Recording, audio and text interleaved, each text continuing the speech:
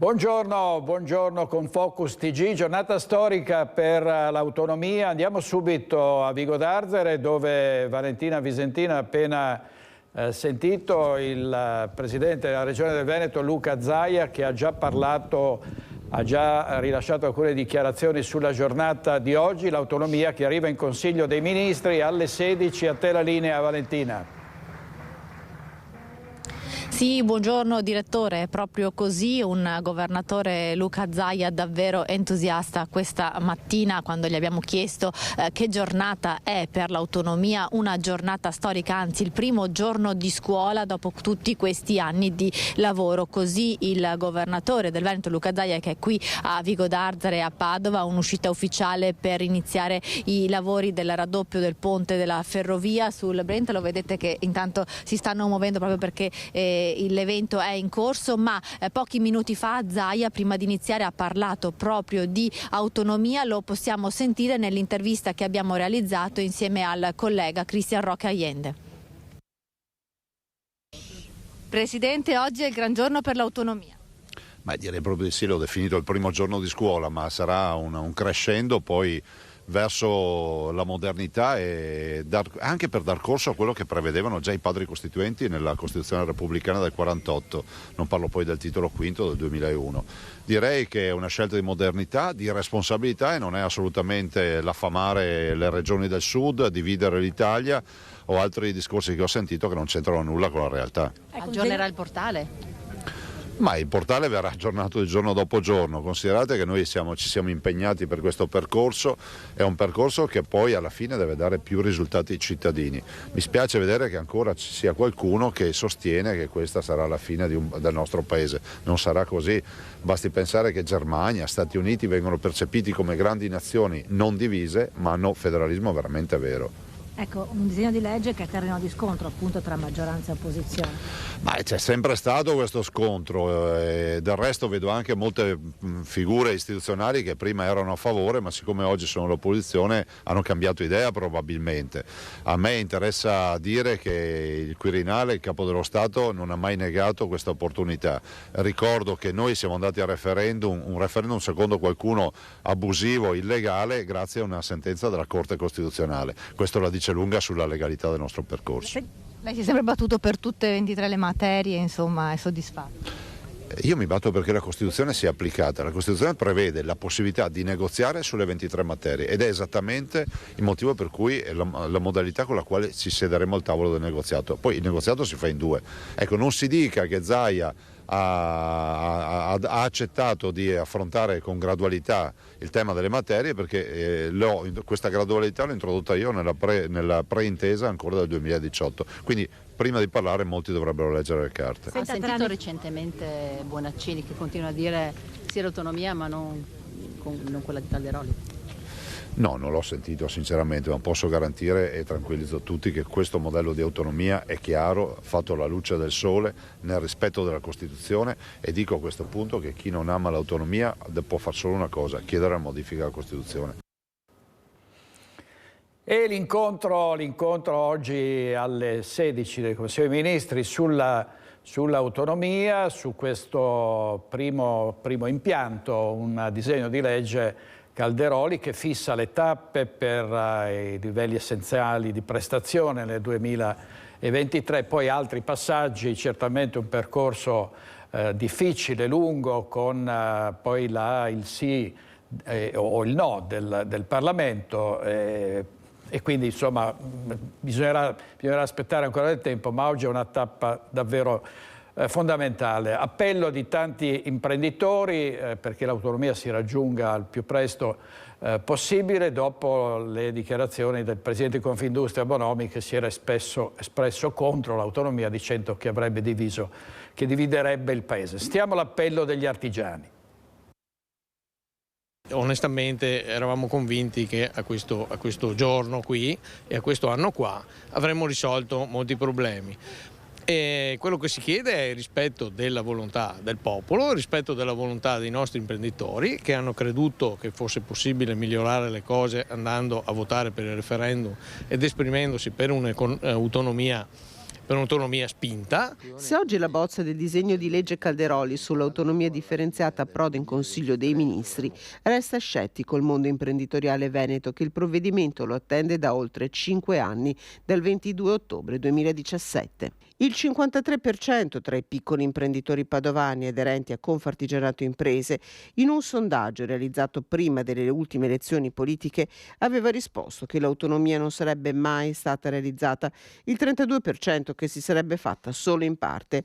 Per questo gli imprenditori pungolano il governo Meloni. Siamo pronti a misurarlo sui fatti, lo misureremo sull'autonomia. Un tentativo di migliorare le cose in realtà viene un po' insabbiato, viene un po' messo in secondo piano con problematiche magari che non vengono comprese benissimo. Ricordo che le imprese artigiane nella sola provincia di Padova sono circa 25.000, 24-25.000, con più di 60.000 impiegati in queste aziende, e dunque sono una voce importante, credono molto in questa riforma, ripeto, i numeri dei referendum sono stati chiarissimi, dunque è difficile anche capire perché non si vada avanti con la volontà popolare. Se il governo in questo momento appare deciso, l'attesa cresce tra imprese che ritengono il provvedimento sempre più necessario. Potrebbe essere che, avendo una catena più corta, decisionale, amministrativa, burocratica, sicuramente noi troviamo dei vantaggi in questa cosa qua. In più, secondo me, è possibile un autocontrollo che si fanno le stesse regioni, le quali hanno solo interesse a vedere che le cose vadano bene e che non succedano cose strane. E Daniele Garbin questa mattina a Vicenza è andato a tastare il polso ai negozianti. Cosa ne pensano dell'autonomia? Sarà utile al loro lavoro? Potrà aiutare economicamente il territorio? Sentiamo cosa hanno detto. Per il Veneto per il Triveneto sarà, diciamo, una cosa positiva, perché potremo prendere delle decisioni, poter finanziare certi progetti, avendo, diciamo, anche la possibilità di spendere. Credo che sia una cosa buona e senza togliere niente alle altre regioni, però credo che sia il momento giusto che per noi veneti raggiungiamo un obiettivo, insomma. L'importante è che quelle 2, 3, 4 cose importanti vengano fatte qua, specialmente per l'economia locale. Cioè, chi chiede l'autonomia è un difensore del territorio. Difendiamo tutti i territori e andremo tutti bene. Speriamo venga fatto e che venga fatto bene, con criterio, senza danneggiare nessuno, perché abbiamo bisogno di vivere tutti. Sì, penso che sia bene per noi, cioè essere autonomi è sempre una cosa speciale. L'autonomia delle regioni è come una famiglia, ognuno deve gestirsi i soldi come si deve. È ovvio che se c'è una famiglia che spende e l'altra che magari deve poi coprire quello che spende, non mi sembra il caso. Quindi non c'è il rischio dello spacca Italia come qualcuno ha sollevato? Assolutamente no, non penso proprio che ci sia uno spaccare dell'Italia, anzi si incentiva a fare di più. Per il Veneto è un passaggio che il nostro presidente Zaia sono anni che rincorre dopo un referendum fatto con tante firme raccolte. Penso che sia il momento giusto di concedercelo. Ecco, io penso questo e in bocca al lupo a Zaia, perché è una sua battaglia e viva il Veneto. E c'è una notizia importante che riguarda la famosa intercettazione del presidente Zaia mentre parlava di Crisanti. È una intercettazione che è stata riportata da Report. Il Ministero della Giustizia ha avviato una richiesta di istruttoria nei confronti della Procura di Padova riguardo alla divulgazione di alcune intercettazioni, tra cui quella di Zaia, che fanno parte dell'inchiesta sui tamponi rapidi anti-Covid in Veneto. Tra gli stralci finiti sulla stampa c'era quella in cui Zaia parlava di Crisanti e lo rende noto il Ministero della Giustizia. È stato il sottosegretario Andrea Ostellari, rispondendo a un'interrogazione in Parlamento, a dirlo. Si era chiesto se il ministro Nordio avesse già esercitato il potere ispettivo su questo caso, dopo aver stigmatizzato nell'aula della Camera la diffusione delle telefonate intercorse tra Luca Zaia e un suo collaboratore. Nella sua risposta durante l'ultima seduta della Commissione Giustizia, Ostellari ha anche fatto presente che le norme in vigore prevedono che le intercettazioni ritenute dal giudice anche in contraddittorio con le parti irrilevanti siano conservate in un apposito archivio telematico sotto la sorveglianza del pubblico ministero e che non possano dunque né essere trascritte né tantomeno essere inserite nel fascicolo.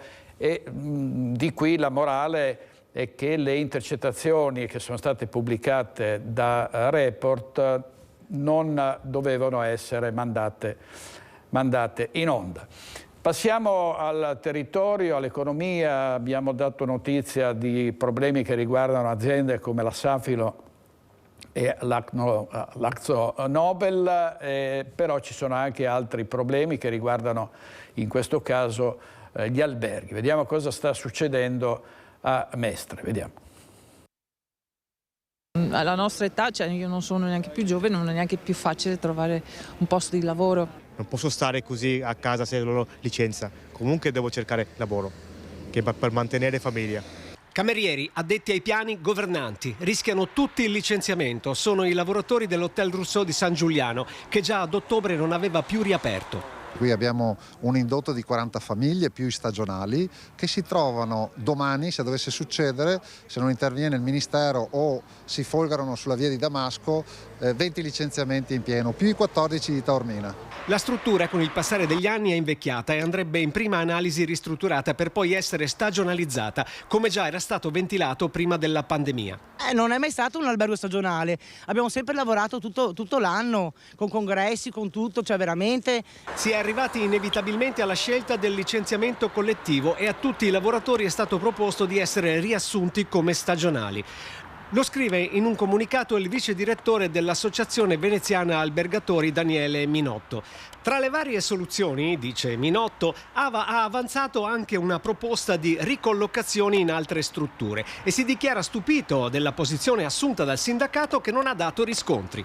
Poi anche noi ci stupiamo del comunicato di AVA, è chiaro che noi l'unica cosa certa è che abbiamo 19 lavoratori a casa, riteniamo che non sia un albergo stagionale, questo albergo andava ristrutturato e non l'hanno fatto e ce l'hanno detto in diversi incontri, quindi mi dispiace che ci sia questa, che tra l'altro noi collaboriamo con AVA, anzi chiederemo la possibilità a AVA di fare una riqualificazione sugli alberghi nel territorio qui veneziano, però ognuno fa il suo mestiere, il sindacato protegge i lavoratori e quindi dice che questa situazione andava pensata prima, non in 2 mesi.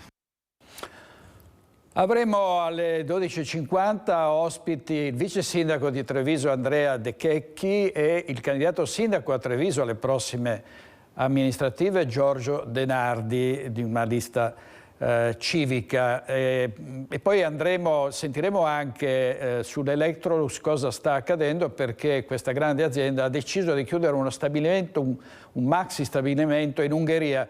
Avremo al telefono, anzi in video collegato, Bruno Costenbreda per le ultime notizie, perché ovviamente c'è allarme negli stabilimenti italiani di Porcia e di Susegana. Intanto vediamo alla Safilo, un'altra azienda nell'occhio del ciclone, rischia di chiudere lo stabilimento di Longarone. I lavoratori hanno proclamato uno sciopero. La manifestazione si svolgerà davanti al sito produttivo di Longarone, quello che l'azienda intende dismettere, ma mercoledì 8 febbraio si fermeranno per 8 ore tutti i dipendenti del gruppo Safilo negli stabilimenti di Padova, il quartier generale, Longarone appunto e Santa Maria di Sala. Grandi timori per il futuro dell'azienda, leader nella produzione di occhiali. A decidere la protesta il coordinamento delle rappresentanze sindacali dei 3 stabilimenti che si è riunito a Mestre. Nonostante la presentazione di un bilancio 2022 con un aumento delle vendite dell'11% e un margine cresciuto del 24%, l'azienda intende non solo chiudere il sito di Longarone con 472 lavoratori, 800 dipendenti a Padova, dove ha sede il quartier generale dell'azienda. Il timore è che dopo Longarone tocchi proprio la città del Santo. Nel 2024, infatti, Safilo ha annunciato l'intenzione di investire in automazione nella logistica e questo fa temere possibili ricadute sui livelli occupazionali. C'è un grosso problema sul fronte dei passaporti, anche solo per rinnovarli. Pensate che sono migliaia le richieste per il rinnovo nelle questure non solo del Veneto ma di tutte le regioni d'Italia. Ci sono dei ritardi enormi, bisogna aspettare anche 9-10 mesi e ovviamente ci sono conseguenze davvero molto pesanti per il turismo, con le agenzie di viaggio che hanno avuto nel frattempo tante disdette. Si parla di perdite milionarie. Vediamo. I tempi lunghi per il rilascio dei passaporti costano alle agenzie di viaggio perdite ad oggi a livello nazionale per 150 milioni di euro. I numeri di Assoviaggi Confesercenti, i cui associati hanno ricevuto una pioggia di disdette, ben 80.000. Anche in provincia di Venezia ne sono saltati in media 7 per agenzia, per circa 13.000 euro di vendite non effettuate. Questa è una situazione che si è venuta a creare dopo post-Covid. Dicono che sia causata dal fatto che appunto con l'avvento del Covid il personale sia stato ridotto. Il personale delle questure. Il personale delle questure è stato ridotto, non sia più stato poi effettivamente sostituito da chi di competenza e che quindi tutte le procedure siano molto rallentate. Problematica sorta con la ripresa dei flussi turistici, ma non soltanto. Dettate dal fatto che ci sono tante persone extracomunitarie che affollano le questure stesse per essere messe in regola e per essere così poi a norma, e ciò fa sì che tutto si intasi a discapito purtroppo nostro. Adesso però bisogna trovare una soluzione, la richiesta di Assoviaggi. È innegabile che il problema abbia infatti un grave riflesso sul mondo del turismo organizzato, proprio nell'anno della ripartenza. Dobbiamo lavorare per poter portare avanti la nostra attività. Servizio di Anna Maria Parisi, vi dicevo una notizia allarmante per quanto riguarda l'Electrolux, la chiusura di un maxi stabilimento ungherese. Ci colleghiamo con Bruno Gosten Breda della RSU Electrolux. Breda, allora di cosa si tratta? Voi temete, immagino che ci siano dei contraccolpi anche sugli stabilimenti italiani? Non so se mi sente. Breda, mi sente? No, forse no. Mi sente? Non sentiamo l'audio, poi ci ricolleghiamo con Breda. Intanto vediamo una storia paradossale, a dir poco grottesca. A una 86enne trevigiano è morta la moglie e la banca ha bloccato il conto che era cointestato e da 4 mesi per questioni burocratiche davvero inspiegabili questo anziano, come forse molti altri nella sua situazione, non riceve la pensione. Vediamo perché. Noi ci siamo rivolti appunto ad Antena 3 per portare a conoscenza il fatto che sta succedendo, nella speranza che qualcuno ci possa aiutare. La storia di questa famiglia trevigiana ha dell'incredibile. Lui, 86 anni, un conto in banca cointestato con la moglie. L'unica fonte di reddito dei coniugi è la sua pensione. La moglie purtroppo muore qualche mese fa. La banca blocca immediatamente il conto. Pare sia una procedura standard. La tragedia inizia qui. L'anziano chiede di poter ricevere la pensione, la banca per un po' consente, poi blocca tutto. E così da mesi lui non ha più nulla.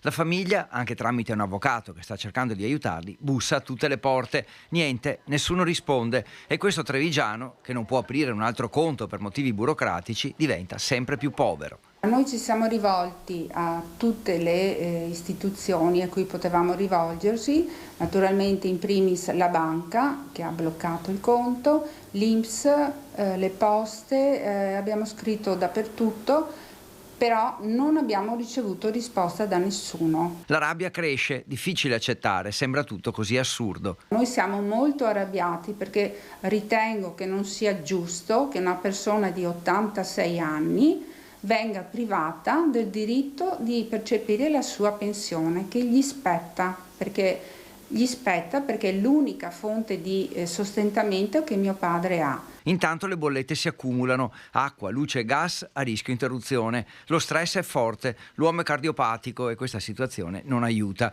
e si sente un cittadino di serie B. Non si sente proprio considerato come cittadino perché hanno a mio parere calpestato i suoi diritti, insomma l'hanno proprio annullato come persona. Andare a chiedere quello che ti spetta e nessuno ti considera è la peggior cosa che possa succedere. Ieri su questo è intervenuta Antonella Tocchetto, vediamo se riusciamo a trovare il brano in cui spiega che cosa si deve e si può fare in questi casi. Vediamo. Dica queste cose possono fare, possono succedere perché ad esempio io proprio domani mattina ho un'autorizzazione del giudice, una persona che è morta, posso operare io come amministratore di sostegno perché ho l'istanza del giudice che mi dice puoi operare per la fase delle esequie.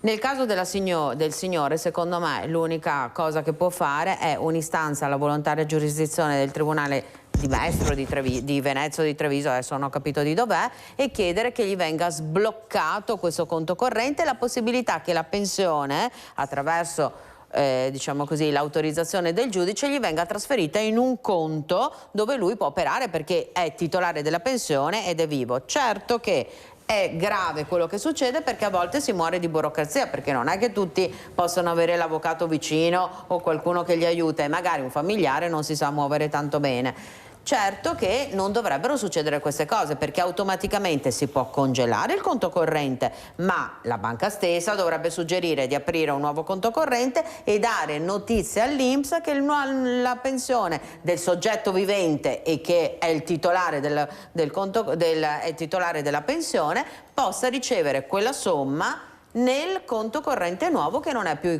intestato con il defunto fin tanto che non si chiude la fase successoria. Dovrebbe essere automatico, ma purtroppo non lo è. Per cui Antonella Tocchetto, ieri sera a Focus, Andrea Basso e Mattia Pizzaia questa mattina in regia. C'è stato purtroppo un altro incidente, ogni giorno c'è un'auto che finisce in un fosso, in un fossato, in un canale, bisognerà porre rimedio a questa strage. E questa volta si è trattato di un imprenditore edile di 70 anni che è uscito fuori strada a Roncade. Ci colleghiamo con Daniela Sizzia. A te la linea, Daniela. Buongiorno ai telespettatori. Si continua purtroppo la scia di sangue sulle strade della Marca. Qui ci troviamo nel luogo dell'ennesima tragedia che è avvenuta ieri sera. Ricordiamo che la Marca e Verona sono le due province maglie nere per vittime della strada nel 2022. Ieri fra l'altro c'è stato anche un altro incidente, un pedone che è stato travolto da un'auto a Nervesa della Battaglia, è stato trasportato d'urgenza all'ospedale di Treviso e si trova tuttora ricoverato in gravi condizioni. Come vi avevo detto, qui l'ennesimo incidente, lo vedete anche dalle immagini, un'auto che è finita nel fossato e poi ha sbattuto contro questo ponticello in cemento che è all'ingresso di un'abitazione. Qui con noi il sindaco Pierannazzo Torelli, il sindaco di Roncade.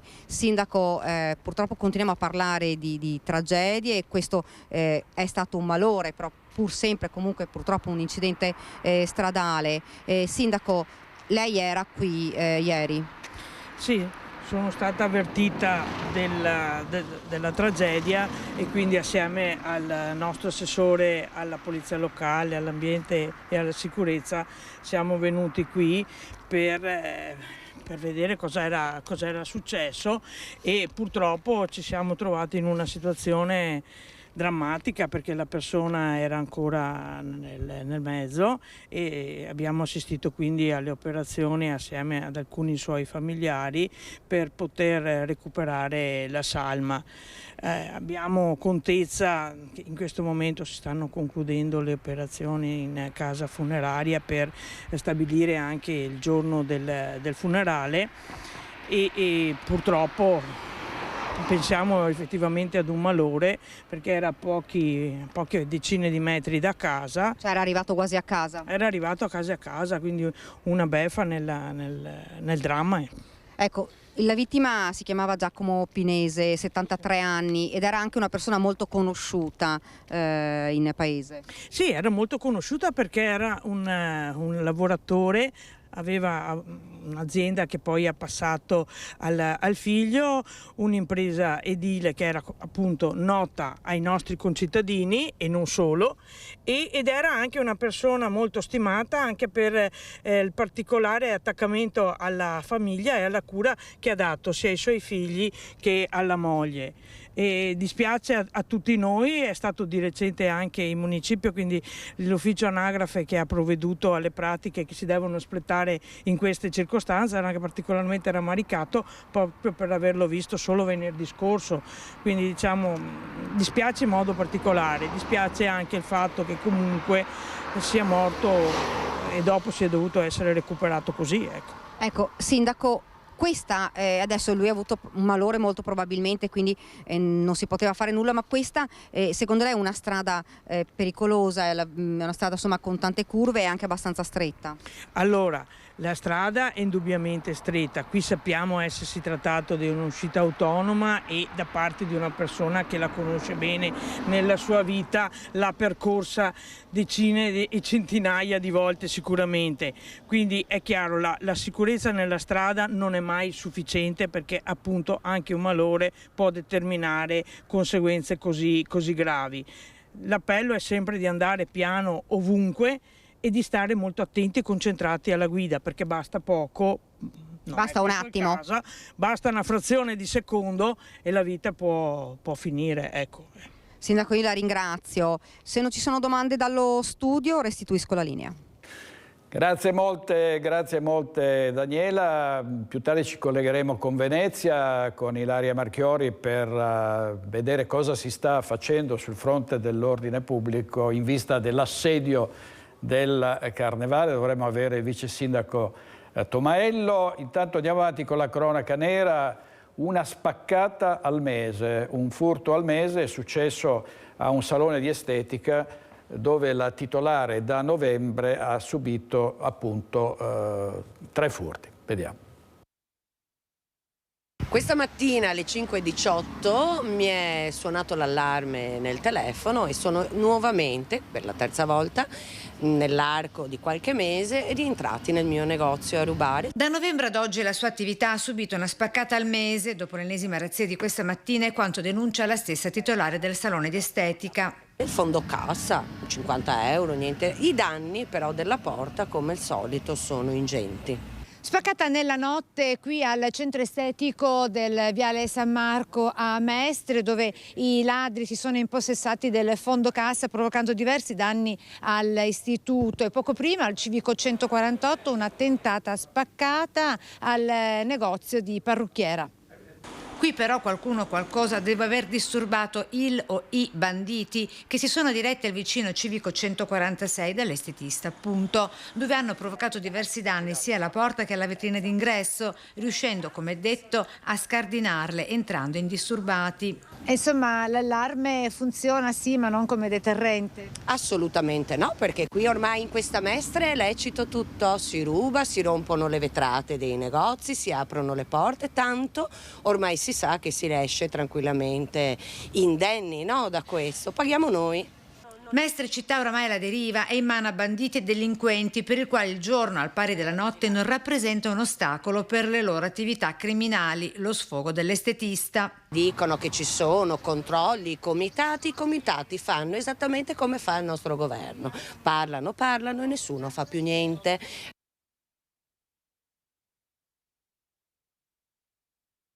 Di nuovo con Valentina Visentina, Vigo d'Arzere, con lei Sandro Ponchio. No, adesso sto vedendo Ilaria Marchiori, mi avevi detto. Allora Ilaria Marchiori da Venezia, a te la linea Ilaria.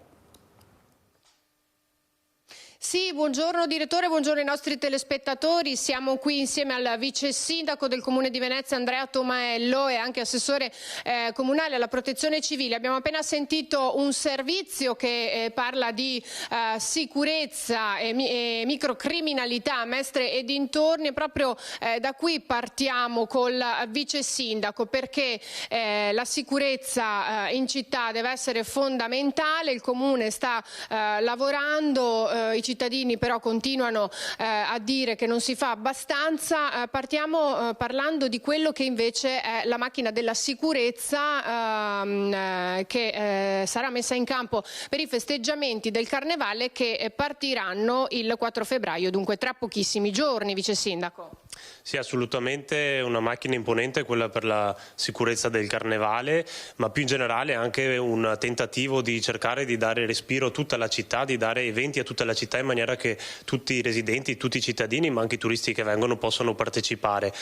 Tante persone interessate per l'appunto agli eventi del Carnevale, la Protezione Civile con circa una quarantina di persone sarà presente in ogni sfilata di carri allegorici, ma anche in tutti gli eventi che ci saranno nel weekend a Venezia. Sui carri devo dire per la prima volta quest'anno ci saranno anche a Mestre, partiranno per l'appunto da via Piave e arriveranno in via Pio X.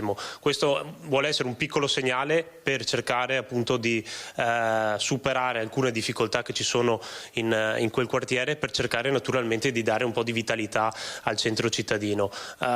Penso che anche la sicurezza vada fatta attraverso queste azioni qua, attraverso azioni di rigenerazione urbana, di animazione sociale, di coinvolgimento di cittadini che possano scendere in piazza, festeggiare, stare insieme, passare dei momenti insieme ad altre persone. Quindi è una sicurezza a 360 gradi che bisogna cercare di fare, ma sicuramente insomma, l'impegno c'è e auspico che anche insomma, i tanti cittadini possano partecipare e quindi darci una mano su questo. Ecco, quello di fare la sfilata dei carri per la prima volta a Mestre e di passare anche in via Piave, che come sappiamo è una delle vie più pericolose di Mestre, ovviamente una di quelle in cui nonostante si faccia si sia fatto tanto sembra non riuscire a trovare e a dare più sicurezza ai cittadini. È un segnale forte da parte del Comune. Saranno comunque molte le forze dell'ordine impiegate durante il periodo del Carnevale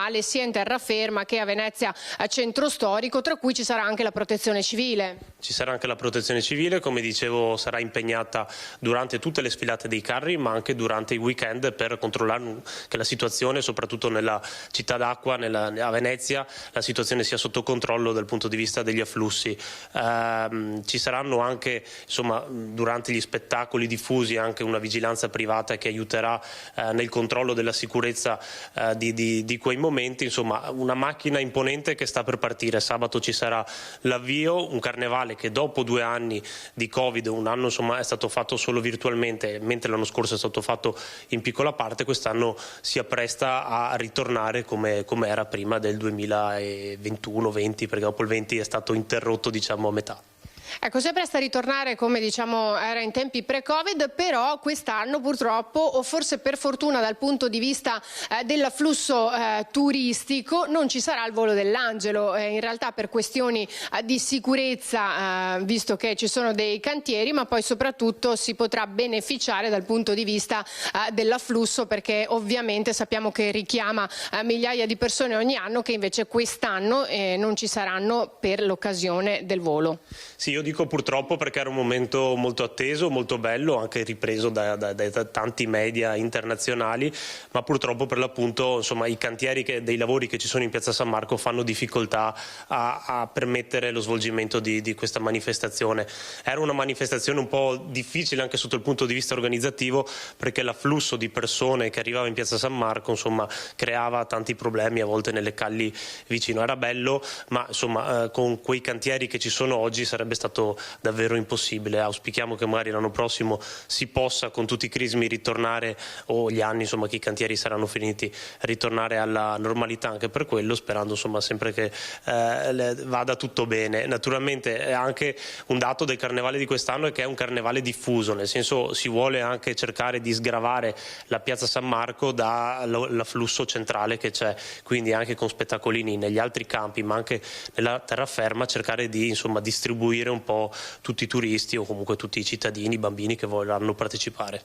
Ecco, cambiando argomento, prima di restituire la linea, oggi è una giornata importantissima, se ne è parlato anche proprio in apertura della nostra trasmissione, della nostra prima edizione, una giornata importante oggi per l'autonomia. Una giornata fondamentale, una giornata importante. Il presidente Zaia giustamente ha detto che è il primo giorno di scuola, quindi insomma siamo contenti, come è normale i primi giorni di scuola, c'è felicitazione e quant'altro. Poi auspichiamo che il governo continui su questa strada, che insomma si possa continuare sulla strada dell'autonomia e che lo studente, visto che è il primo giorno di scuola, non venga bocciato o rimandato, ma che prosegua velocemente verso, diciamo, la laurea o, come ha detto il presidente, a diventare anche qualcosa in più. Quindi insomma è un giorno bello, però l'impegno che ci deve essere per portare a termine tutta la partita dell'autonomia deve essere quello costante ogni giorno, 365 giorni all'anno. Ecco, questo è quello che si augurano anche tutti i veneti che hanno dato il loro voto a quello ormai famoso referendum, il cui esito si sta facendo attendere da molto tempo. Se non ci sono altre domande, direttore, io ringrazio il vice sindaco Tomaello, restituisco la linea allo studio. Grazie a te Ilaria e al tuo ospite, il vice sindaco Tomaello.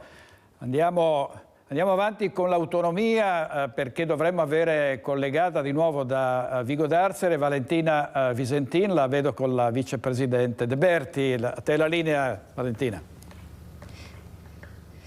Sì, direttore, infatti qui con me, dopo aver sentito le parole del governatore Luca Zaia, molto soddisfatto per questa giornata importante per l'autonomia, c'è anche la vicepresidente della Regione Veneto Elisa De Berti, insomma attendete da tempo questa giornata? Sì, diciamo che da quel 2017 al 22 ottobre 2017 ogni giorno si è lavorato a testa bassa, in particolar modo il Presidente con tutto lo staff che sta seguendo l'autonomia e insomma credo che una richiesta del popolo veneto che è stata fatta in sede di referendum abbia diritto di avere delle risposte. Non è stato facile perché l'abbiamo sempre detto che comunque non sarebbe stata una partita in discesa ma era totalmente in salita, perché è anche una questione di consapevolezza e di voglia di assumersi determinate responsabilità. Il Veneto ce l'ha, non abbiamo paura di farlo e quindi avanti tutta. A chi dice che sì, insomma, le opposizioni attaccano dicendo che ci saranno differenze tra le regioni, e lei cosa risponde?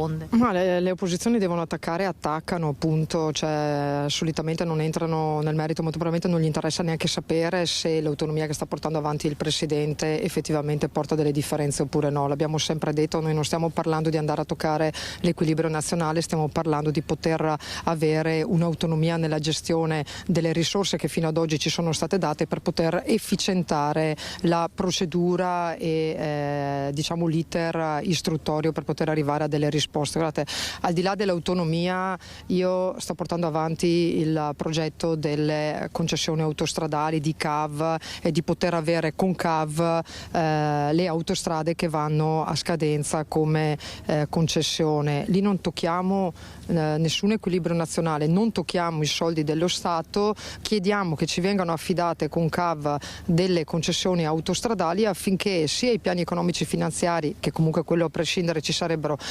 comporteranno degli investimenti sul territorio, ma che anche gli utili invece di andare nelle tasche dei privati rimangano in regione per ulteriori investimenti infrastrutturali. E anche su questo c'è qualcuno che ha qualcosa da dire, quindi non diciamo che a volte quando devi fare opposizione fai opposizione a prescindere, ma noi andiamo avanti.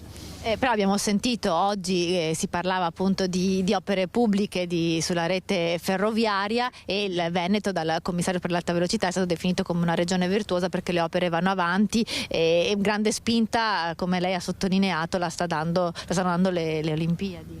Sì, le Olimpiadi hanno dato una spinta, un'accelerazione anche a tanti investimenti che magari sarebbero arrivati magari dopo il 2026, come il collegamento ferroviario al Marco Polo, all'aeroporto di Venezia. Sicuramente c'è tanta voglia di poter intervenire in quelle criticità infrastrutturali che da anni il Veneto si porta avanti. Sono contenta delle parole oggi usate sia dall'amministratore delegato Vera Fiorani che dall'ingegner Macello, perché me lo dicono sempre che il Veneto ha un modo di approccio a Roma che è unico nel panorama nazionale, perché noi non siamo mai andati a Roma con il problema e abbiamo chiesto a Roma di risolvere risolvercelo, ma abbiamo portato il problema, abbiamo anche portato la soluzione. Se abbiamo dovuto contribuire per arrivare alla soluzione l'abbiamo fatto senza nessuna esitazione. Il caso è questo del ponte, dove 40 milioni di fondi FSC che potevamo, è una competenza di RFI, potevamo investirli in qualsiasi altra opera, però per noi era fondamentale. Abbiamo fatto la progettazione, abbiamo messo 40 milioni di euro. Oggi facciamo la posa della prima pietra, quindi insomma spero che nessuno abbia qualcosa da dire anche su questo. Direttore, se hai qualche altra domanda per la vicepresidente De Berti sull'autonomia, io sono... Grazie Valentina, grazie molte, ringrazio la vicepresidente, dobbiamo andare avanti perché abbiamo tante notizie. Gli ospiti, parleremo tra pochissimo delle prossime elezioni amministrative a Treviso con Andrea De Checchi, vice sindaco, e Giorgio De Nardi che sfida il sindaco Mario Conte con una lista civica. Poi torneremo dopo la pubblicità anche sull'autonomia, sentendo i bassanesi al mercato di Bassano del Grappa e anche il sindaco di Vicenza Francesco Rucco, intervistato da Carlo Alberto Inghilleri. A tra pochissimo, grazie, state con noi.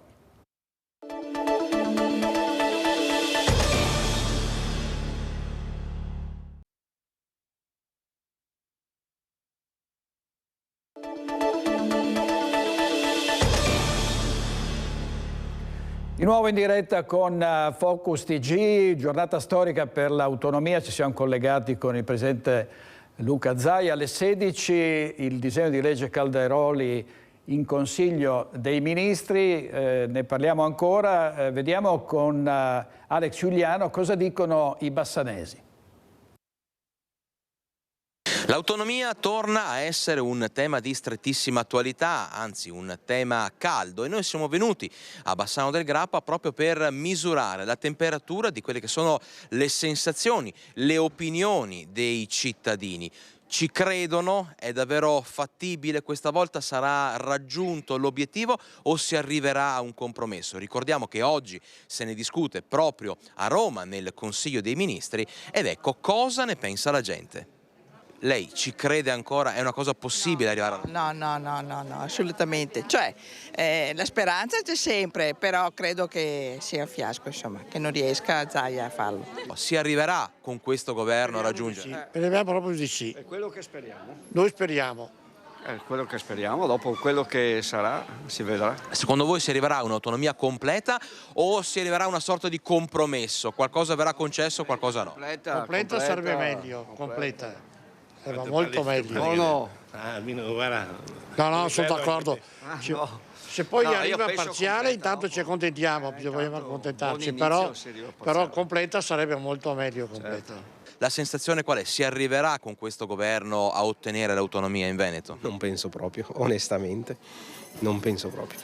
Neanche un'autonomia parziale, un compromesso tra quello che viene chiesto e quello che viene concesso? Non penso, perché comunque come regione mandiamo parecchi soldi a Roma e quindi non penso proprio che la conceda. Aspettiamo di sì, sai, abbiamo coraggio, abbiamo la forza, il lavoro di Veneto e non manca nulla se non che non mollare mai. E che se la puoi fare, e non c'è altra scelta. Speriamo che sia veramente un'autonomia seria, non rampezzata, perché dopo se no non concludiamo niente. Ma ci crede? È possibile ancora? Sperare è l'ultima cosa che ci resta, speriamo sì, dai. Grazie. La signora? Anch'io spero, ma non credo. Passato troppo tempo, sono quasi 5 anni. Esatto, sono 5 anni, per cui ormai... Con questo governo poi è un po' difficile, perché è un governo centralista secondo me, per cui sarà difficile, oppure otteneremo in parte, ci arriverà un compromesso secondo me, ci arriverà un compromesso, non tutto sicuramente succederà, ok? Anche perché al sud reclamano parecchio, per cui ci dovrà trovare un compromesso inevitabilmente, insomma. Speranza e rassegnazione dei bassanesi. Adesso andiamo a Vicenza, dove c'è Carlo Alberto Inghilleri con il sindaco Francesco Rucco. A te la linea, Carlo. Buongiorno a tutti i telespettatori da Palazzo Trissino. Ci troviamo con il sindaco di Vicenza Francesco Rucco in una giornata storica, sì, perché oggi approda in Consiglio dei Ministri il disegno di legge sull'autonomia. Sì, una giornata storica dopo il referendum del 2017, quindi sono passati oltre 5 anni e finalmente un governo prende seriamente in conto questo tema importante per il Veneto, ma direi anche in generale per il Paese. Certo, un governo che dopo più di 1900 e troppi giorni finalmente mostra che qualcosa si muove sul fronte dell'autonomia. Sì, era importante dare un segnale, l'impegno c'è da parte del ministro Calderoli in particolare, che saprà portare le istanze del territorio e quindi del Veneto ma anche della Lombardia su questa richiesta, e quindi auspichiamo che ci siano passi in avanti concreti. Quali sono le materie più importanti, più preziose per un comune come quello di Vicenza? Ma guardi, ne dico 2 su tutte, in particolare per i cittadini, più per il comune che per il comune, che sono sicuramente la salute pubblica, quindi tutta la parte dei nostri ospedali, la gestione, le risorse che sono fondamentali per mantenere alte le eccellenze della sanità veneta, e dall'altra sicuramente il tema della scuola, che incide molto sulle famiglie, sui nostri ragazzi, e quindi un'autonomia scolastica vera che non debba stare ai dettami centrali romani, ma che si possa organizzare su base regionale. Un governo chiamato alle riforme, la riforma dell'autonomia, ma c'è anche quella del presidenzialismo. Il presidenzialismo è un tema importante, molto atteso dal Premier Meloni, che è una riforma costituzionale che sarebbe importante pensare alla francese per dare un modello concreto e che sia rappresentativa questa figura, quella del Presidente, proprio di tutti i cittadini italiani. Quindi l'autonomia, il presidenzialismo, poi c'è la riforma fiscale con la flat tax, e poi sindaco, lei è da tempo che insiste sul fatto che i sindaci sul fronte della sicurezza devono avere più poteri. Finora non è stato ascoltato dai vecchi governi, oggi forse con questo governo è la volta giusta? Ma che questo possa essere un governo di riforme, lo stanno dimostrando, e credo che il percorso sia avviato. Uno dei temi più a cuore dei sindaci, ne abbiamo parlato anche in ANCI nazionale qualche settimana fa a Parma, e stiamo cercando di lavorare proprio per valutare quelle che possono essere le proposte di riforma dei poteri dei sindaci. È fondamentale, anche sulla base dell'esperienza di questo mandato amministrativo, mettere i sindaci nelle condizioni di dare risposte ai cittadini. Oggi ci inventiamo letteralmente i provvedimenti, le ordinanze, ma sono poco efficaci. Ci vogliono strumenti efficaci per dare risposte alla città e ai cittadini per il tema della sicurezza. Benissimo, io ringrazio il sindaco di Vicenza Francesco Rucco, e qui da Palazzo Trissino è tutto, restituisco la linea allo studio.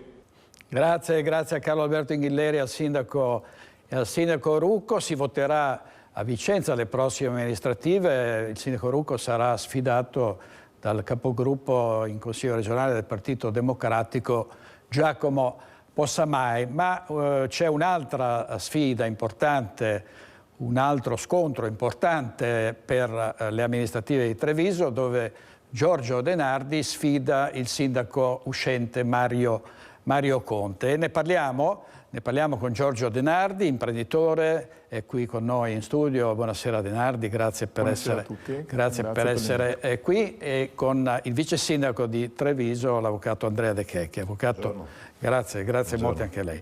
Allora Denardi, lei ha detto, appena lanciata la campagna elettorale, che bisogna cambiare il modo di fare politica. E cosa intende? In che senso? Quello che io ho vissuto da cittadino nella mia città in questi ormai 50 e passa anni di residenza a Treviso è una sensazione di una città che è un po' una bella addormentata, nel senso che la città è bellissima, e questo non ci sono dubbi, è una città dove si vive bene, dove non esistono certo grandi problemi come esistono in altre parti d'Italia, per nostra fortuna.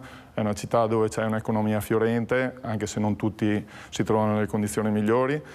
Però è una città che è ferma da tanti anni, e io non ho visto succedere niente in tutti questi anni, se non piccoli cambiamenti, qualche rotonda, qualche abbellimento, però le scelte importanti, le scelte che costruiscono la città del futuro sono mancate. Secondo me serve del coraggio, il coraggio che noi diciamo abituati a lavorare nel privato, vuoi manager, vuoi imprenditori, siamo abituati ad avere per portare avanti le nostre attività. Quindi non è possibile, secondo me, secondo noi, secondo la coalizione che mi sostiene, continuare a gestire una città complessa come Treviso con una logica guidata soprattutto dal consenso a breve e quindi nel mantenere nel modo più ordinato possibile quello che c'è senza alcuno slancio verso il futuro. Io credo che serva fortemente un'idea chiara della città che vogliamo nel futuro e serva alla città e ai cittadini prendere delle decisioni anche importanti che indirizzino la città verso quel futuro desiderato. Non possiamo, secondo me, continuare, per esempio una impresa privata non sarebbe mai stato possibile avere un contratto aperto di oltre 20 anni come quello del Parco Vittoria, dove si decide, si fa, poi si decide che non si fa, poi si decide che si fa, poi e ancora c'è un contratto aperto che non si sa quale sarà il destino. Io credo che quelle sono scelte, è un esempio, importanti che devono essere indirizzate da una idea molto chiara di che cosa vogliamo fare di Treviso e qual è la città che vogliamo. Allora, De Checchi, Mario Conte ha risposto in maniera piuttosto stizzita alle critiche di Denardi.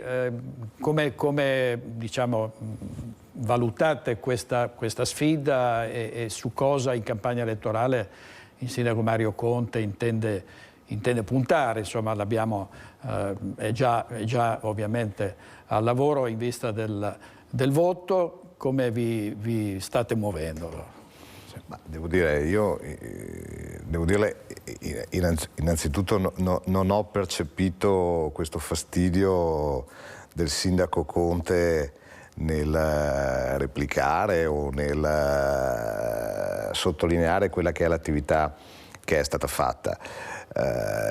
Devo dire peraltro che l'amministrazione è la politica in generale è qualcosa che appartiene e deve appartenere in maniera viscerale a coloro che la praticano e molto spesso può essere considerata una forte passione. Però attenzione, io mi permetto di dire, per quanto possa essere ancorata al concetto di passione, questo non esime dall'affrontarla in maniera tecnica e precisa e naturalmente anche con una buona dose di conoscenza alle spalle. Devo dire che quello che ho sentito anche ora in qualche misura denota certamente il clima di campagna elettorale, ma è francamente legato allo slogan, la città che dorme, il coraggio, che peraltro non appartiene solo a imprenditori e a manager, ma appartiene a una platea decisamente diffusa di soggetti che animano e vivono la nostra città, quindi non è qualcosa che attiene semplicemente a delle determinate categorie e negli altri ne sono privi. E devo anche dire che l'esempio che è stato portato è forse esattamente l'esempio più calzante del pragmatismo amministrativo, e pragmatismo amministrativo significa concretezza che poi diventa sintonia perfetta quando è legata anche a una visione, è quello che il dottor Denardi ha appena portato. È esattamente il Parco della Vittoria che a mio modo di vedere è tutt'altro rispetto a quello che viene detto, proprio l'esempio tipico di questa volontà di vivere la città con uno sguardo al futuro, ma facendolo con pragmatismo, in quanto l'amministrazione Conte, peraltro è qualcosa di cui io me ne occupo anche in maniera diretta, avendo io la mobilità e la viabilità, è proprio il Parco della Vittoria. Un parcheggio che in qualche modo è stato discusso per molti anni e che finalmente dovrebbe trovare una completa definizione nella sua realizzazione, che peraltro pone, a mio modo di vedere, la parola fine a un tema lungo, conteso e che l'amministrazione precedente in qualche misura aveva trattato in maniera, a mio modo di vedere, non condivisibile, spostando l'ipotesi di quel parcheggio in altri 2 siti, il Parc Cantarane e il Patinodromo, quindi in aree peraltro sensibili vicino alle mura, e questo aveva già dato ambito o adito ad alcune polemiche anche di associazioni che non appartengono alla nostra storia politico-amministrativa, e soprattutto facendolo con un saldo negativo di posti auto complessivi per il nucleo cittadino. Io credo che una città moderna abbia la necessità invece di avere un grande sito che possa ospitare dei veicoli, consentendo al tempo stesso di riqualificare piazze, di avviare un percorso serio di pedonalizzazione, un percorso serio di ciclabilità, ingentilendo l'arredo urbano di una città, facendolo peraltro a ridosso della circonvallazione, del PUT, consentendo quindi a commercianti e a residenti di avere dei polmoni, avocando all'amministrazione le politiche della sosta e non demandandole a soggetti terzi, così come era stato fatto, con il minor costo possibile per l'amministrazione e il maggior servizio per l'utenza. Ecco, quel dibattito lungo 20 anni trova conclusione proprio nell'amministrazione Conte, esattamente in virtù del contrario di ciò che viene detto, in virtù di una visione lunga, larga, avveduta e al tempo stesso decisamente pragmatica. Allora, Denardi, imprenditore, quattro figli, qualcuno ha subito detto è un avversario che non ha una grande popolarità, non è molto conosciuto, e questo viene considerato, sono stati fatti riferimenti a candidature di altri imprenditori un po' come un handicap, no? Denardi, rispetto a questo lei che intenzioni ha? Cioè, ovviamente in campagna elettorale farà la sua parte anche dal punto di vista mediatico per arrivare a un confronto diretto con il sindaco Conte, ma lo ritiene diciamo, un punto di debolezza, un tallone d'Achille, quello della finora scarsa visibilità. Insomma, sappiamo che certamente è un fattore che elettoralmente può contare, no?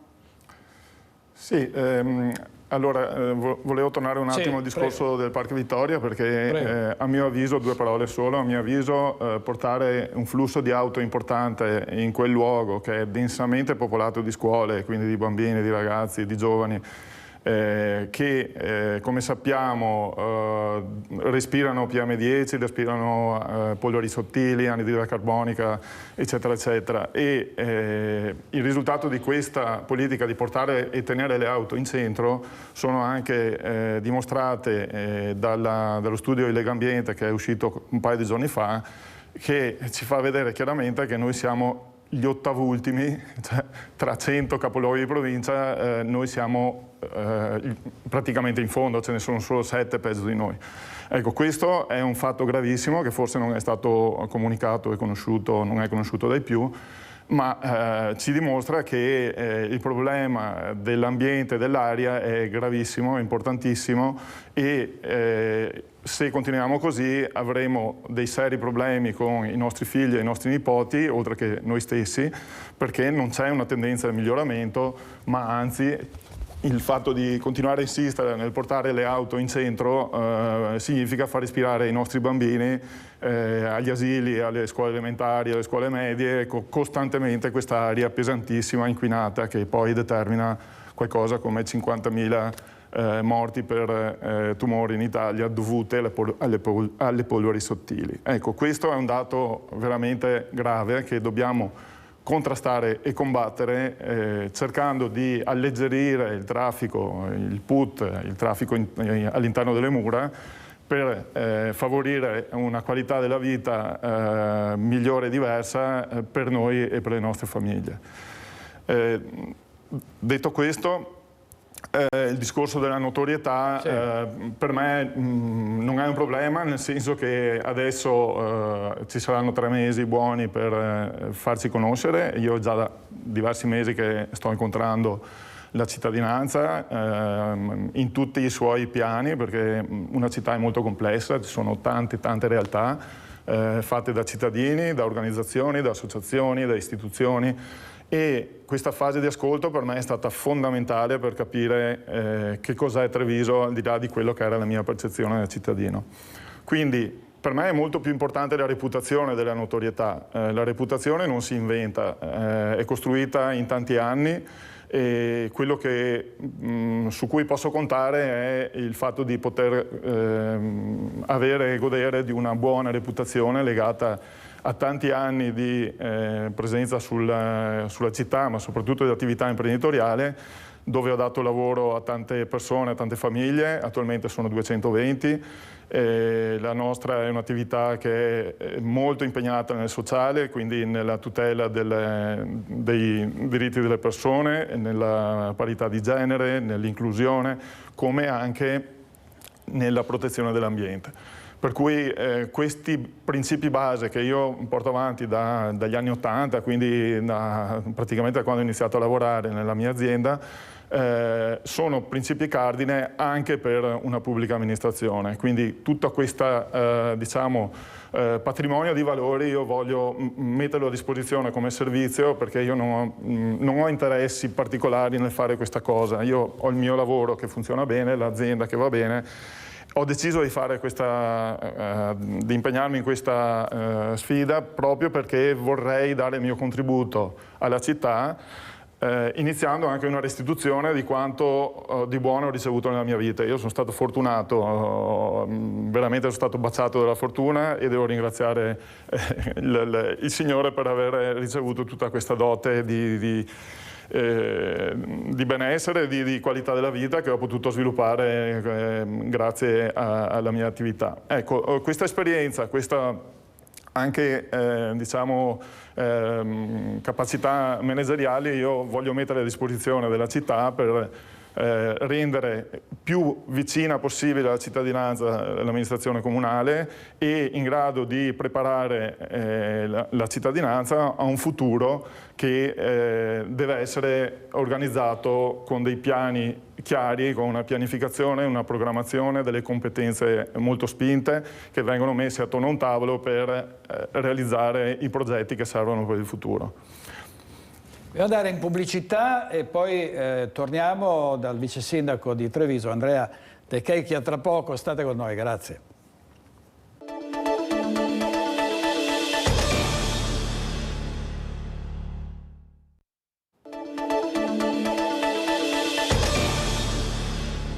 Di nuovo in diretta con Focus TG, siamo in compagnia del vice sindaco di Treviso, Andrea De Checchi, e di Giorgio De Nardi, che sfiderà nei primi di maggio alle prossime amministrative il sindaco uscente Mario Conte. De Checchi, il sindaco ha snocciolato diversi dati per dare conto di quanto sia, a suo giudizio, cresciuta Treviso anche dal punto di vista turistico, no? Tante iniziative culturali, Treviso invasa nei weekend da molta gente,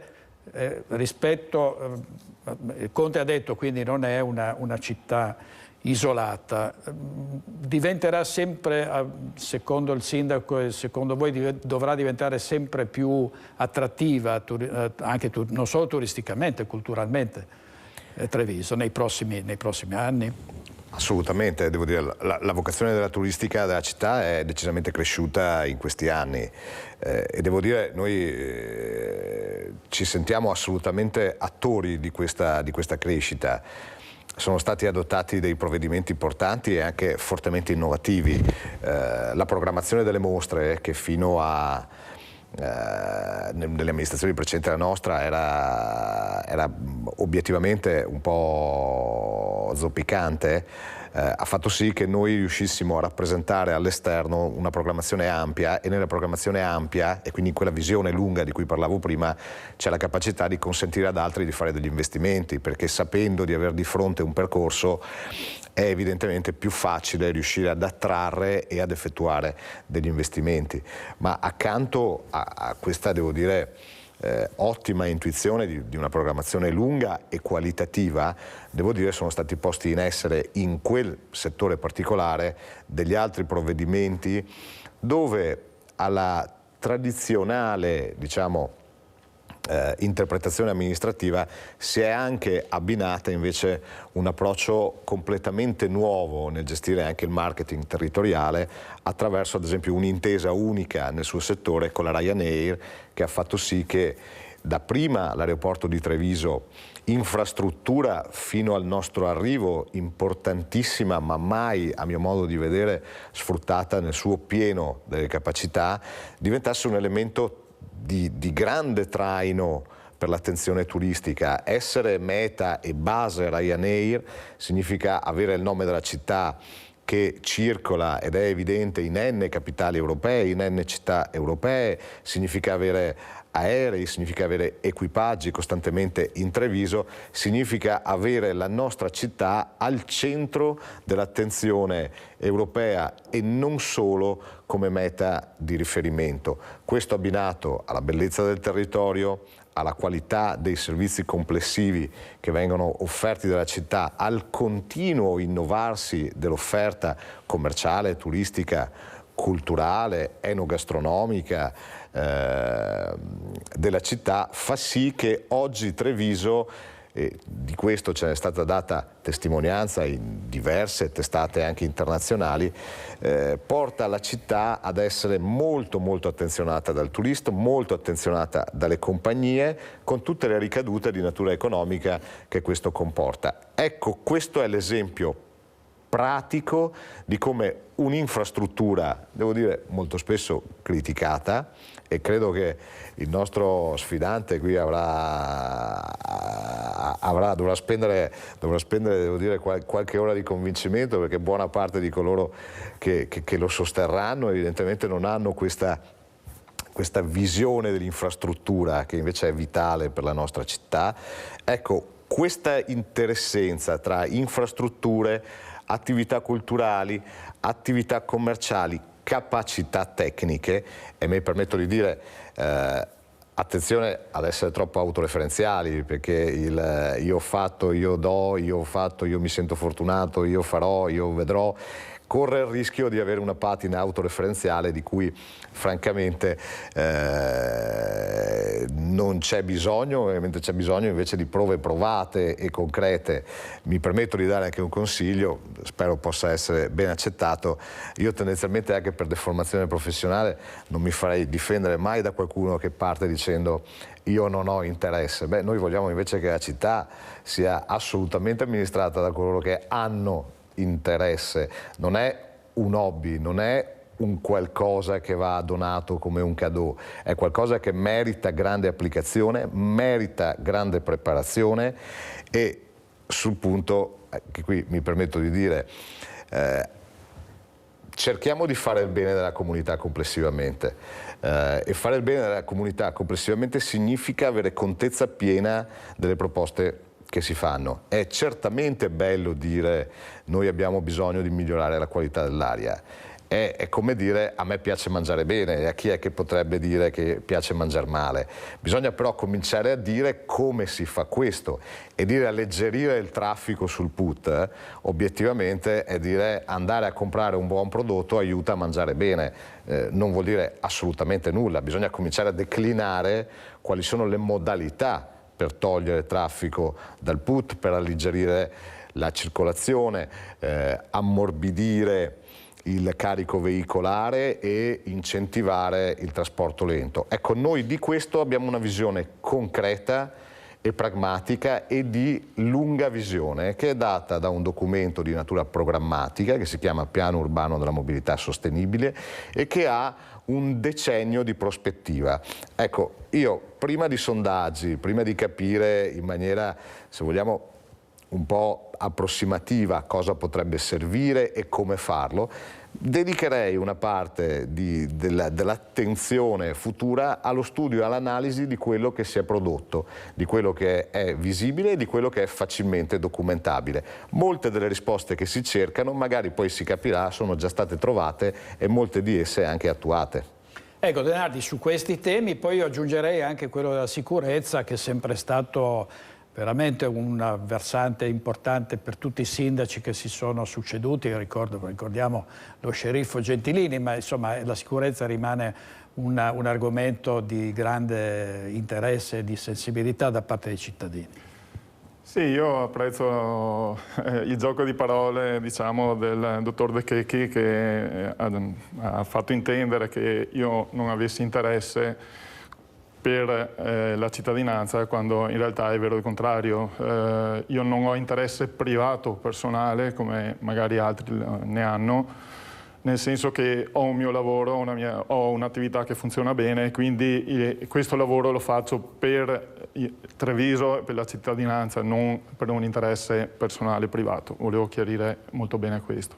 Sì, io spero che quell'altri ne hanno non sia riferito a interesse privato e personale che altri hanno, potrebbe diventare spiacevole come affermazione. No, intendo dire che chi magari non viene eletto rischia di doversi trovare un lavoro che oggi non ha. Cioè io non faccio il politico di professione e credo che fare il politico di professione non sia proprio il massimo, perché poi abbiamo visto che c'è un attaccamento alla poltrona che non è la cosa più sana per una cittadinanza. Bisogna anche stare attenti di non essere quel giocatore che viene chiamato all'85esimo, che passa la partita in panchina e entra, capisce poco della partita che sta giocando e fa un fallo d'espulsione. Io credo che l'alternanza sia fondamentale. Noi qui stiamo vivendo fondamentalmente un'amministrazione unica da 30 anni a questa parte, che ci ha messo 25 anni a decidere se il Parco Vittoria si farà o no, però ancora adesso non è partito il cantiere, non si sa se verrà fatto oppure no, non c'è nulla di deciso.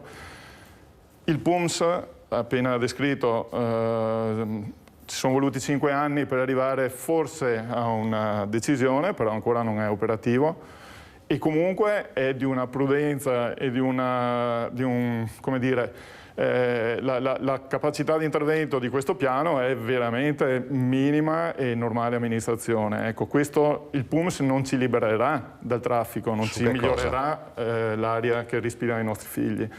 Allora, o ci mettiamo un po' di coraggio, ci mettiamo a correre, perché non possiamo permetterci di mettere 20 anni per decidere se un parcheggio va fatto oppure no. Non possiamo permetterci di metterci 5 anni per decidere se un piano va fatto oppure no. E questo praticamente riguarda non l'amministrazione attuale, ma 30 anni di amministrazione e anche oltre. Cioè, Treviso è bellissima, è una città piena di tesori pazzeschi e li stiamo lasciando dormire lì maltrattati come se fossero una cosa come un'altra. Cioè, io parlo della Restera, parlo del Prato della Fiera, parlo del Parco dello Storga, tutto il Parco del Sile. Noi abbiamo dei gioielli pazzeschi e li lasciamo lì così, vivere così spontaneamente. A me monta veramente una grande rabbia quando vedo questo, perché c'è sporcizia, c'è trascuratezza, non c'è un'intraprendenza, non c'è un'idea di spinta. Ryanair, ok, Ryanair porta delle persone, tante persone, porta credo 2,5 milioni di passeggeri all'anno a Treviso adesso, dopo il Covid. Però è gente che passa, sta un giorno o due e poi va a Venezia, perché fondamentalmente è l'aeroporto low cost di Venezia. Ma è un'altra cosa fare una politica sulla città. Per me la città deve avere valorizzate i suoi patrimoni, deve tenere i turisti qui. Per me Treviso deve diventare la capitale mondiale del cicloturismo, per esempio. Ha tutte le qualità e tutte le caratteristiche per farlo. Ma non ci facciamo niente per sviluppare il marketing territoriale di cui parlava il dottor De Checchi prima. Il marketing territoriale è una cosa grandissima, è potentissima, è una ricchezza incredibile, perché noi abbiamo risorse naturali, artistiche, paesaggistiche strepitose, ma non le valorizziamo, non facciamo nulla per portarle fuori, per farle conoscere, per generare lavoro, generare ricchezza, se no quello che spontaneamente avviene così. L'accordo con Ryanair è un carrier, diciamo, è una compagnia aerea che ci porta delle persone qui, che poi però vanno a Venezia la maggior parte. Dobbiamo farle star qui. Prima partiamo dall'offerta che diamo ai turisti e valorizziamo questo. E poi arrivano anche i mezzi di trasporto. Non è col mezzo di trasporto che risolviamo un problema che c'è di fondo. Checchi? Devo dire sono decisamente imbarazzato, perché io sono abituato ad avere un dialogo amministrativo un po' più complesso, nel senso che non mi piace la semplificazione, non mi piace l'approssimazione e tendenzialmente mi piace ancora meno lo slogan. Quindi io mi rendo conto, contingentati dal tempo, quindi probabilmente non c'è stata neanche opportunità, però francamente quello che ho capito è che sia contrario al Parco della Vittoria, non convince l'accordo con Ryanair. Chi l'ha detto? Il PUMS è un documento che doveva essere redatto impegnando la città per i prossimi 10 anni con risorse finanziarie e opere anche di natura infrastrutturale importanti, doveva forse essere redatto in maniera un po' abbrecciata in qualche mese, senza grande approfondimento, senza grande studio. Ecco, questo diciamo è esattamente il contrario di quello che io ritengo essere un buon amministrare, che invece deve essere decisamente tecnicamente elevato, di pregio, deve essere decisamente frutto di grande conoscenza e frutto di grande tecnicalità, deve avere obiettivi chiari e raggiungibili e deve assolutamente essere allontanato da quelle che sono delle semplificazioni di natura meramente lessicale, tipo migliorare la qualità dell'aria, aumentare il numero di turisti, tenere qui i turisti che vanno a Venezia e atterrano qui. Devo dire tutte cose che francamente io sento da 25-30 anni, dicono tutti, hanno detto tutti nelle campagne elettorali. Francamente sarebbe interessante cominciare a dire che cosa sarebbe interessante fare per riuscire ad arrivare a questi obiettivi, e magari nel mentre si dice cosa è interessante fare, uno si rende conto che magari ci è arrivato qualcuno prima e queste cose, oltre a dirle e a denunciarle, le ha pure fatte. Perché se è vero che, immagino sia stata una mera scivolata, che oggi, dice il dottor De Nardi, i turisti arrivano, forse stanno a Treviso 2 o 3 giorni e poi ripartono, ecco, diciamo che prima che arrivassimo noi probabilmente non stavano neanche quei 2 o 3 giorni, tant'è che poi gli articoli, e non credo che le testate internazionali in qualche misura siano condizionate da una forma di piaggeria nei nostri confronti, evidentemente testimoniano esattamente il contrario. Io sono abituato a ragionare in termini documentali e provati. Capisco perfettamente che in campagna elettorale si può dire quasi tutto a prescindere dalla sua veridicità o dalla sua fondatezza. Ecco, credo che per migliorare complessivamente la comunità politica e amministrativa bisogna invece cercare di abbandonare gli slogan, essere un attimino più onesti intellettualmente, vedere ciò che di buono è stato fatto, portare un contributo eventualmente migliorativo. Naturalmente l'assunto è che un contributo migliorativo si abbia da portarlo. Allora dobbiamo andare in pubblicità pochissimi istanti e poi l'ultima parte di questo confronto molto interessante tra Andrea De Checchi e Giorgio De Nardi. State con noi a tra pochissimo.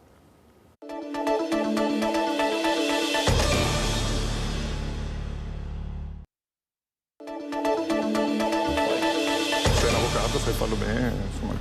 Di nuovo in diretta con Focus TG, la sfida di Giorgio De Nardi a Mario Conte alle prossime amministrative di Treviso ai primi di maggio. Un confronto molto civile ma anche duro sui temi, sul confronto su quello che Treviso dovrà fare in futuro. Allora De Nardi,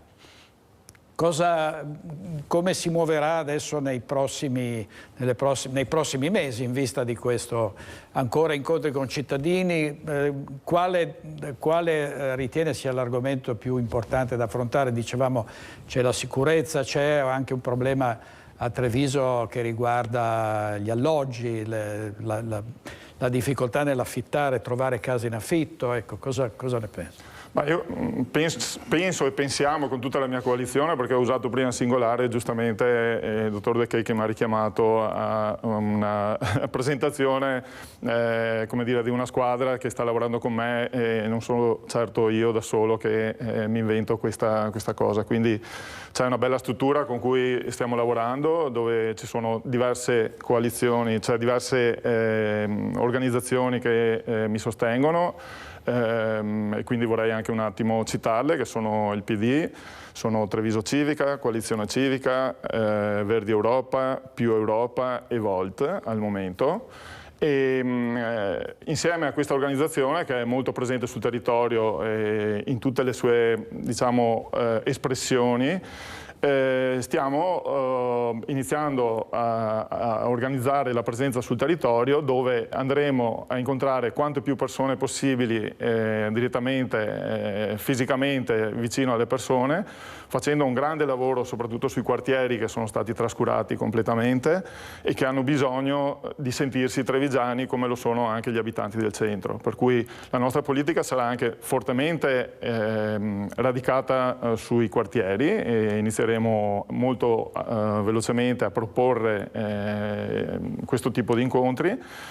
E questo servirà appunto a far conoscere le nostre idee, ma soprattutto a raccogliere le idee dei cittadini, i bisogni dei cittadini, perché finora le amministrazioni precedenti sono sempre state molto diciamo dall'alto al basso, non c'è stato uno sviluppo della cittadinanza attiva, della partecipazione. Cioè, io per esempio ho cercato di capire anche con i miei collaboratori che cosa succederà di qui in avanti a Treviso, ma più di qualche riga in un PowerPoint, diciamo in un foglio che è difficile anche da leggere, cioè un cittadino normale fa veramente fatica a capire che cosa succederà a Treviso. Quindi questi sono aspetti di miglioramento della comunicazione, dell'ingaggio, del coinvolgimento dei cittadini è fondamentale secondo me, e dare una prospettiva che vada con proposte concrete, quindi concrete, non teorie campate per aria, perché le idee ci sono, i progetti ci sono e siamo pronti a metterli in pista nel momento in cui avremo la fiducia della cittadinanza.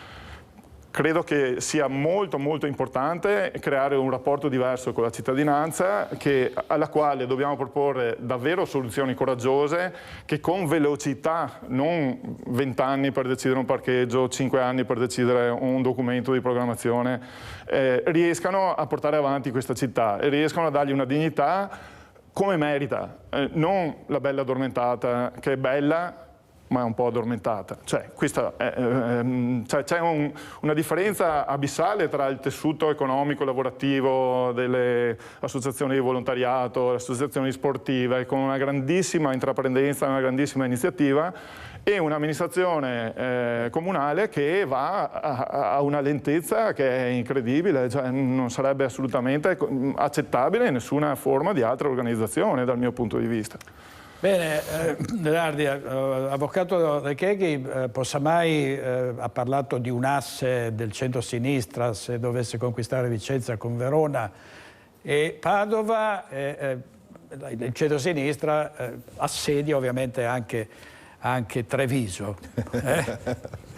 Cioè, mi sta chiedendo se sono in qualche misura preoccupato. Se lei è preoccupato, sì. Allora, guardi, io credo che non bisogna mai sottovalutare nulla nella vita politica, professionale, personale. Devo dire, per quello che ho sentito anche oggi, francamente non sono preoccupato. Non sono preoccupato perché vedo un approccio assolutamente non convincente, anche, devo dire, denso di errori tecnici. Banalmente mi permetto di dirti, cioè, i progetti non si comunicano dopo aver avuto la fiducia, diciamo che la fiducia deve essere conquistata con i progetti, quindi metterei anche proprio in senso cronologico prima la progettualità per avere la fiducia e non viceversa. Così come anche credo che sia assolutamente importante avere la responsabilità politica delle scelte e quindi non demandare a sondaggi o a populismi di piazza quelle che devono essere le indicazioni politiche. Bisogna avere la responsabilità, bisogna avere un'idea di città futura, metterla al vaglio e poi avere naturalmente la sensibilità di capire che cosa quel vaglio porterà come risultato. Quindi io non amo questa delega di responsabilità troppo estesa a organizzazioni che in realtà sono partiti. Io ho la mia squadra di collaboratori, queste organizzazioni, queste cose, sono partiti politici che hanno un'area ben determinata, che è quella della sinistra italiana, che hanno un disegno di città evidentemente specifico, che hanno provato a governare la città con esiti, per quanto mi riguarda, decisamente insoddisfacenti, e quel vaglio popolare l'ha determinato. Sono altresì convinto che invece i 5 anni che abbiamo fatto noi, non tanto per slogan ma per fatti, in realtà ci porteranno a una riconferma. Ribadisco, la campagna elettorale necessariamente è fatta di messaggi. Cerchiamo di far sì che però i messaggi non siano tesi meramente a una qualche forma di soddisfazione momentanea della pancia, ma siano sostanzialmente legati a prospettive vere, realizzabili e soprattutto, attenzione, utili per migliorare la comunità che ci sta attorno. La politica deve necessariamente investirsi della responsabilità delle scelte, responsabilità che deve portare a dare risposte concrete ad esigenze reali. Se tutti quanti noi la smettessimo di parlare per slogan, per titoli abbastanza, peraltro anche devo dire scontati, e cominciassimo a avere un po' più di delicatezza, un po' più di gentilezza nei confronti della realtà che amministriamo, ecco che a prescindere dall'area politica che si rappresenta, probabilmente un domani complessivamente la nostra comunità sarà migliore. Bene, grazie molte al vice sindaco Andrea De Checchi e al candidato sindaco di Treviso Giorgio De Nardi. Ci vediamo domani a mezzogiorno, come sempre, stasera alle 21:15 con Focus. Buona giornata, arrivederci. Buona giornata, grazie. Arrivederci.